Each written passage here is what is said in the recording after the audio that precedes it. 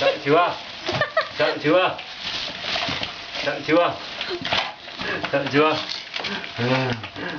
Sợ Ôi chưa? Sợ chưa? Ở kia kia.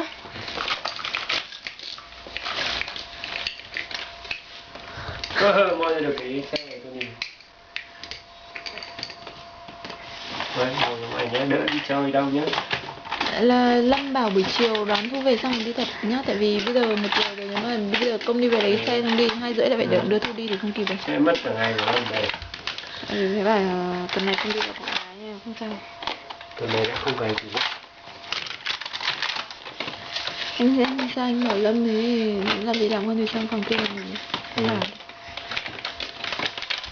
Đấy, ngồi luôn vào cái này.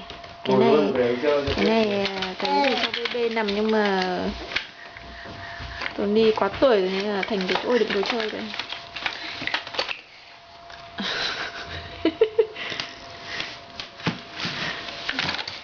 Rồi.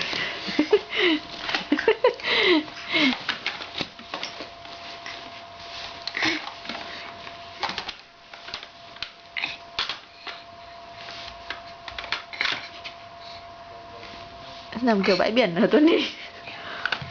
Lộn cổ này.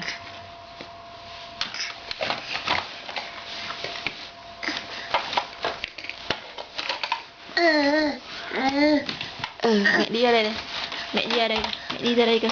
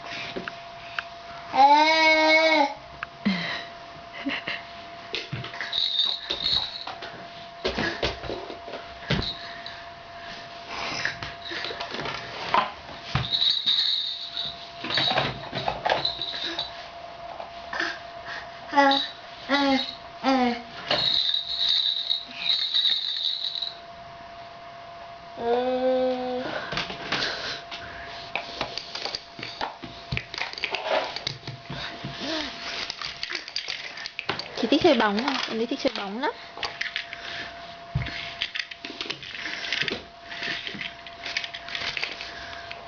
Xe cứu hỏa đây.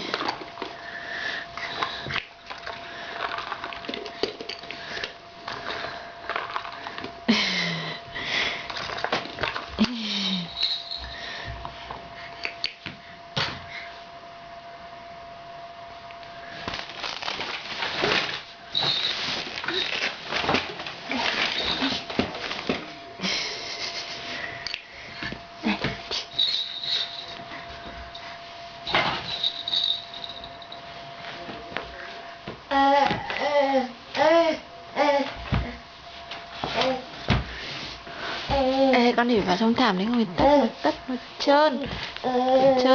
Trơn. Rồi.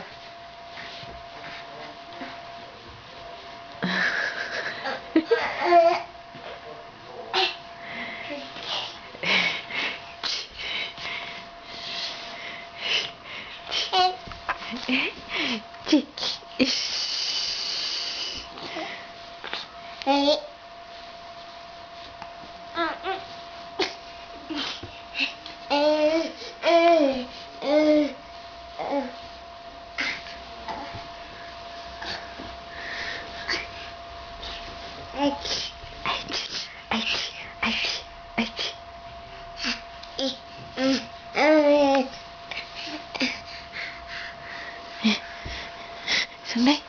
xuống đây Tony.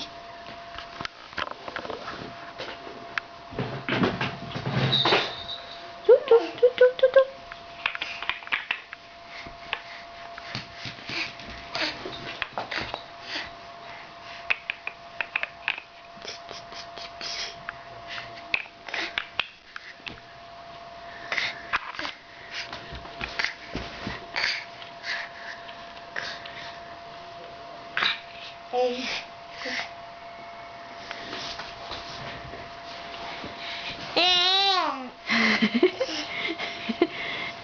Mệt rồi.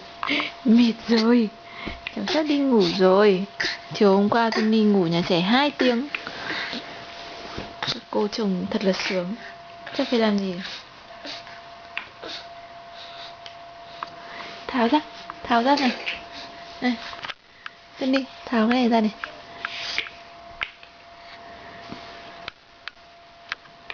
Tháo ra, đấy.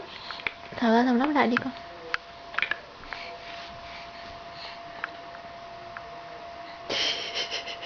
Hay không? Hay không? Hay không? Chả hiểu gì nhỉ?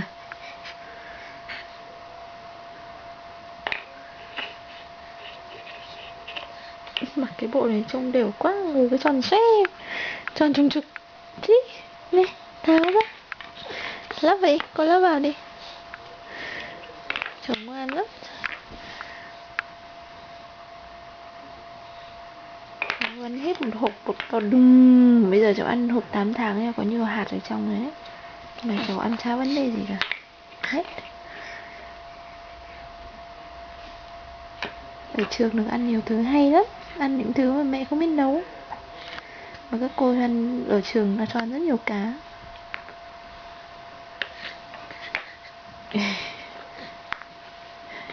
Hay nhỉ. Lắp vào nhá, bây giờ mẹ con mình lắp nhá. Lắp này, lắp vào. Rồi, được một viên rồi này. Một viên nữa này, lắp đi thôi đi. Con cho vào. Chọn màu vàng à, thích màu vàng à? Ê, khéo lộn cổ rút cái chân này ra. Rồi. Ê nhá, lắp một viên nữa nhá. Rồi, cho viên đấy vào đây.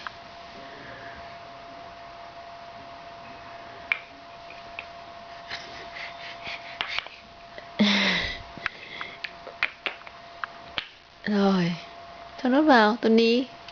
Không lắp viên nào à? Chỉ biết cầm thôi à? Chỉ biết cầm thôi à? Đấy, cho viên đấy vào đây.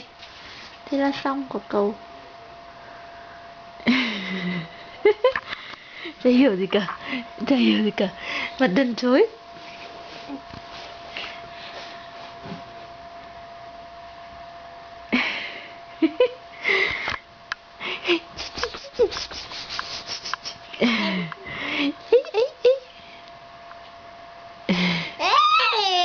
Ừ, con.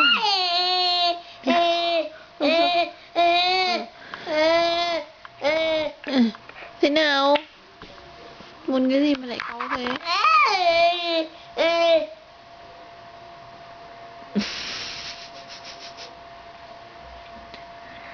Ngậm